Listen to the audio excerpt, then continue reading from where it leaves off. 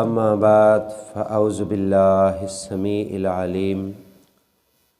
من الشیطان الرجیم بسم اللہ الرحمن الرحیم قال اللہ تبارک و تعالی فی کلامہ المجید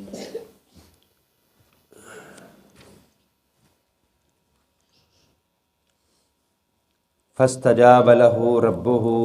فصرف عنه کیدہن انہ هو السمیع العلیم فاستجاب له ربه، پس اللہ نے اس کی دعا کو یعنی اپنے یوسف علیہ السلام کی دعا کو قبول فرما لیا۔ فصرف عنہ کیدہن، اور ان عورتوں کا مکر جو ہے اس سے ان کو محفوظ کر لیا۔ انہ هو السمیع العلیم،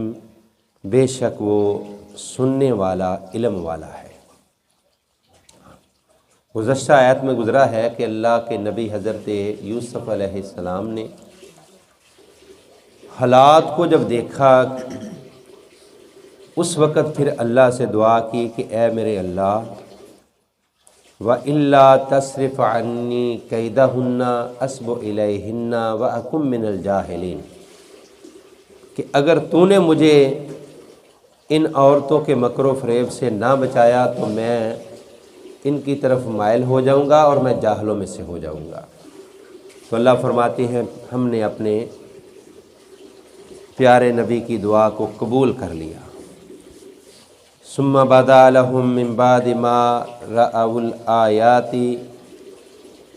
لیسجننہ حتی حین، پھر جب ساری نشانیاں انہوں نے دیکھ لی، یعنی عزیز مصر نے اور جو اس کے ساتھ مشاورت میں کوئی اس کے قریبی تھے سمجھدار لوگ، انہوں نے جب ساری نشانیاں دیکھ لیں اور یہ بات واضح ہو گئی ان کے سامنے کہ یوسف علیہ السلام سچے ہیں، خطا اور غلطی اس عورت کی ہے،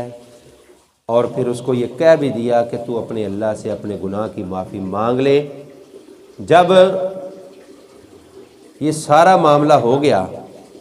تو پھر انہوں نے مناسب یہی سمجھا کہ ایک گھر میں رہتے ہوئے دوبارہ کوئی معاملہ پیش نہ ہو جائے، کیونکہ یوسف علیہ السلام نے تو وہاں رہنا ہے، اور یہ عورت جو ہے اس کو پھر کہیں شیطان پھسلا نہ دے اور یہ پھر برائی کے معاملے میں آمادہ نہ ہو جائے۔ ساری نشانیاں دیکھنے کے بعد پھر انہوں نے یہ فیصلہ کیا کہ ایسا کرتے ہیں کہ یوسف علیہ السلام کو ہی الگ کر دیتے ہیں، اس سے ان کو قید خانے میں جیل میں بھیج دیتے ہیں تاکہ آہستہ آہستہ جیسے وقت گزرے لوگوں کو یہ معاملہ جو ہے بھول جائے، تاکہ عزیز مصر کی عزت بھی بچ جائے اور وہ بھی برائی سے محفوظ رہے، کیونکہ اگر یوسف علیہ السلام اسی گھر میں رہتے تو پھر معاملہ بڑا مشکل تھا، وہ عورت جو تھی وہ ٹلنے والی نہیں۔ اب اس مشورے کے بعد یوسف علیہ السلام کو جیل کی طرف روانہ کر دیا گیا، وہاں پر وہ چلے گئے۔ اللہ کی شان دیکھیں، وقت گزرتا گیا، وقت کے جو تغیر و تبدل ہیں وہ ہوتے رہے۔ یوسف علیہ السلام جیل کے اندر زندگی گزارنے لگے، وہاں پر بڑے اچھے ماحول انہوں نے بنائے، دعوت و تبلیغ کا سلسلہ بھی چلایا اور لوگوں کے ساتھ نیکی کرتے، احسان کرتے، ہر ایک کی ہمدردی کرتے، اور جیل کے جو دوسرے قیدی وہاں رہتے تھے وہ سمجھ گئے اس بات کو کہ یہ انسان انتہائی نیک ہے، پاک باز انسان ہے۔ وہ یوسف علیہ السلام کی بڑی عزت کرتے، بڑی تکریم کرتے اور ان کا احترام بھی کرتے، ان کا ادب بھی کرتے۔ اللہ اکبر۔ آگے اللہ فرماتے ہیں وَدَخَلَ مَعَهُ السِّجْنَ فَتَيَّانِ قَالَ أَحَدُهُمَا إِنِّي أَرَانِي أَعْصِرُ خَمْرًا وَقَالَ الْآخَرُ إِنِّي أَرَانِي أَحْمِلُ فَوْقَ رَأْسِي خُبْزًا تَأْكُلُ الطَّيْرُ مِنْهُ نبئنا بتعویلہ انا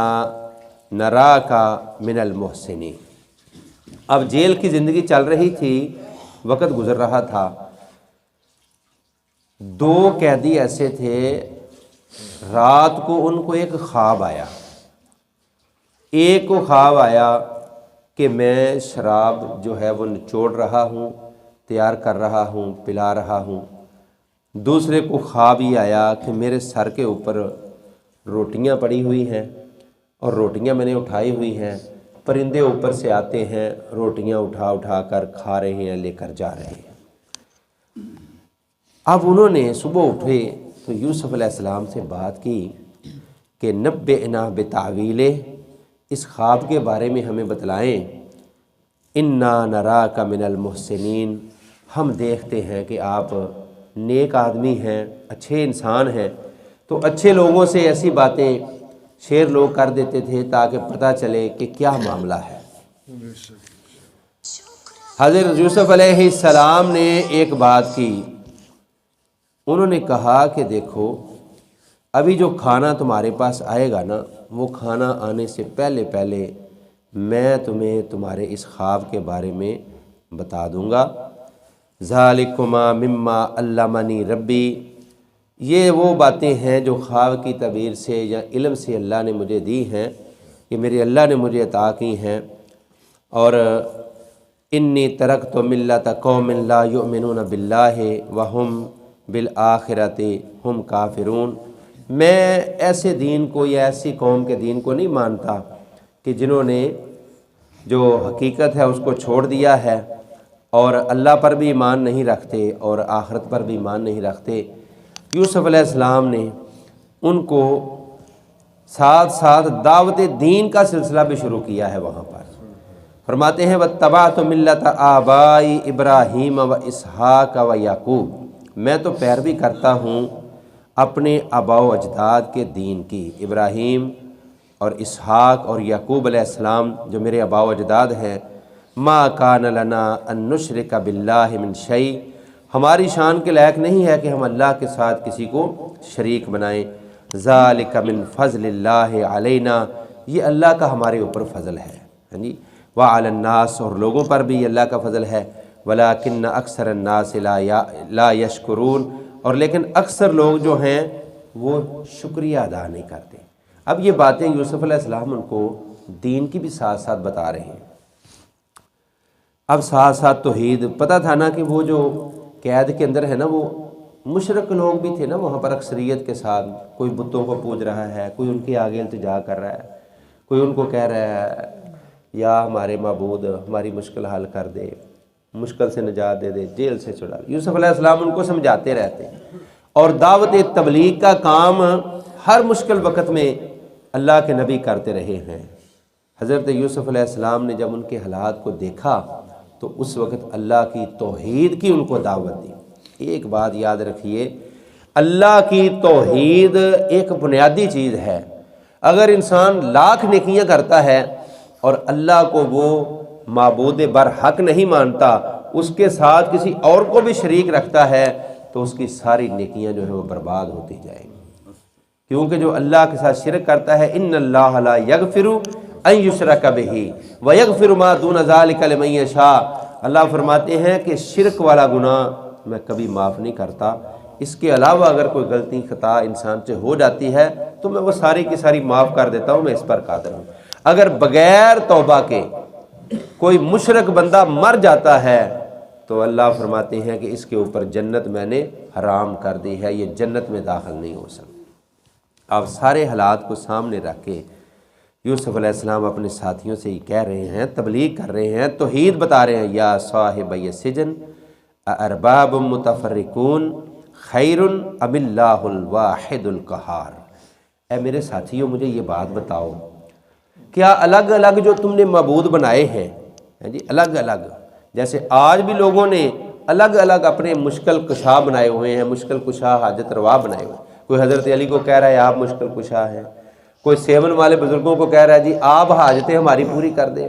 کوئی حضرت علی حجویری کو کہہ رہا ہے جی آپ داتا ہیں، آپ ہی اولاد دیتے ہیں، آپ ہی رزق دیتے ہیں۔ توبہ اللہ، اللہ ہمیں ایسے برے عقیدے سے محفوظ رکھے جو شرکی عقیدہ ہے۔ حضرت یوسف علیہ السلام نے جیل کے اندر اللہ کی توحید لوگوں کو سمجھائی اور ان کو یہ بات کہی، ارباب متفرقون خیر ام اللہ الواحد القہار، یہ چھوٹے چھوٹے الگ الگ جن کو تم نے رب بنایا ہے وہ اللہ کے بندو یہ بہتر ہیں یا ایک ہی اللہ جو قوتوں والا ہے طاقتوں والا ہے وہ بہتر ہے؟ حقیقت یہی ہے کہ وہی ایک طاقتوں والا قوتوں والا بہتر ہے۔ ساری بات کی دعوت دے رہے ہیں ان کو، ما تعبدون من دونہ الا اسماء سمیتموہا انتم وآباؤکم ما انزل اللہ بہا من سلطان، یہ جن کو تم پکارتے ہو نا ان کے نام تم نے خود ہی رکھے ہیں، جیسے آج کل بزرگوں کے نام رکھے گئے ہیں۔ کسی کا نام علی اجویری ہے تو اس کا نام رکھ دیا داتا صاحب، کسی کا نام ہے عبد القادر جیلانی، ان کا نام رکھ دیا غوث اعظم۔ غوث اعظم کا معنی ہوتا ہے سب سے بڑا فریاد سننے والا۔ دیکھیے کتنا بڑا شرکیہ جملہ ہے۔ علی حجویری اللہ کے، عبد القادر جیلانی اللہ کے نیک بندے ہیں، اللہ کے ولی ہیں، اور ہمارا یہ عقیدہ ہے کہ وہ اللہ کے ولی جنتی ہیں، بڑی شان والے ہیں۔ ان کو کیا کہہ رہے ہیں؟ غوث اعظم، یعنی سب سے بڑے فریاد سننے والے۔ کسی کا نام رکھ دیا غریب نواز، یہ غریبوں کو نوازتے ہیں۔ میرے بھائیوں کسی کا نام رکھ دیا دستگیر، یہ گرے ہوں کا ہاتھ پکڑ کر ان کو مشکل سے نکالتے ہیں۔ اب یہ نام اللہ کے ولیوں کے رکھ دیے ہیں لوگوں نے، کسی کو داتا کہہ دیا، کسی کو گنج بخش بنا دیا، کسی کو غوث اعظم بنا دیا، کسی کو دستگیر بنا دیا، کسی کو غریب نواز بنا دیا۔ یہ سارے شرکیہ نام ہیں۔ یوسف علیہ السلام نے اتنی پیاری توحید پیش کر رہے ہیں، جیل کے اندر ساتھیوں کو اکٹھا کر کے دین بتا رہے ہیں، کہہ رہے ہیں ما تعبدون من دونہ الا اسماء سمیتموہا انتم وآباؤکم، یہ جو نام رکھے ہیں نا، یہ بیٹیاں دینے والا، یہ ہمارا معبود بیٹے دینے والا، یہ ہمارا معبود جو ہے بارشیں ڈالنے والا، الگ الگ نام مشرکین نے رکھے ہوتے۔ فرمایا اللہ نے اس کے بارے میں کوئی دلیل نازل نہیں کی، اللہ نے نہیں حکم دیا کہ ان کے نام رکھو، یہ تم نے رکھے ہیں، یہ تمہارے باپ دادوں نے نام رکھے ہیں، اللہ نے تو کوئی نہیں کہا کہ ان کا نام یہ رکھو۔ سبحان اللہ سبحان اللہ۔ ان الحکم الا للہ امر اللہ تعبدوا الا ایاہ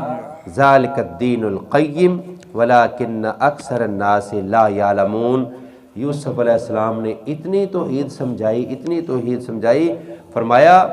اللہ کے سوا کسی کی عبادت نہ کرو، اور یہ بھی بات واضح کر دی کہ یہی دین قیم اور مضبوط دین ہے، اور اکثر لوگ جو ہیں وہ توحید والا مسئلہ ان کی سمجھ میں نہیں آتا۔ یوسف علیہ السلام نے خواب کی ان کو تعبیر بتانی ہے، انہوں نے خواب پوچھا ہے۔ یہ بھی ایک بڑی اچھی دنائی والی بات ہوتی ہے کہ ایک آدمی آپ سے ایک مسئلہ پوچھتا ہے، اس کے حالات کے مطابق آپ اس کو دعوت دیتے ہیں، ساتھ دوسرا مسئلہ بھی جوڑ کر کے یار اس کی بات سمجھ میں آ جائے۔ اب یوسف علیہ السلام خواب کی تعبیر بتاتے بتاتے